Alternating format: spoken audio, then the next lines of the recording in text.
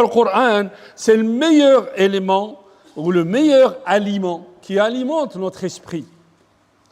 Et vous avez des gens, quand ils écoutent de la musique, ils pleurent parce qu'ils ont tous tout un sentiment qui réagit à ce qui est dit. Donc vous avez bien, on comprend bien que l'être humain, il a besoin de ces choses-là pour pour nourrir son âme.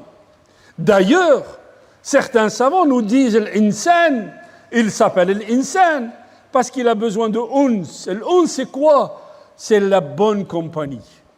Et vous savez, en prison, quand on veut vraiment châtier quelqu'un qui a fait une grosse bêtise ou un gros délit, on le met à l'isolement. Il ne voit personne, il ne parle avec personne, il n'écoute personne. Il peut devenir fou.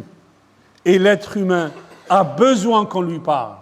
Et donc, quand Allah il nous parle, et quand on écoute ce que nous dit Allah, et surtout si on le met en pratique, on est apaisé.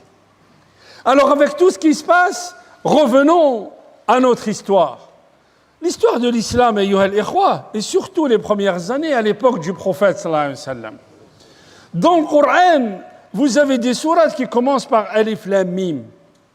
Vous avez des sourates médinoises, comme Al-Baqarah ou Ali Imran.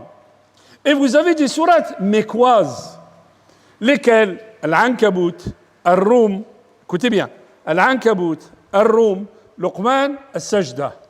Une succession de sourates qui commencent par Alif Lam Mim et qui sont descendues sur le prophète quand le prophète était au firmament de l'adversité, quand les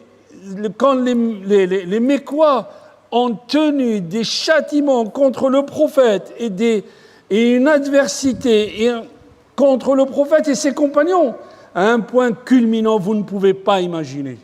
Le prophète qui est Al-Maqam Al-Mahmoud, qu'Allah lui a réservé, la station suprême chez lui.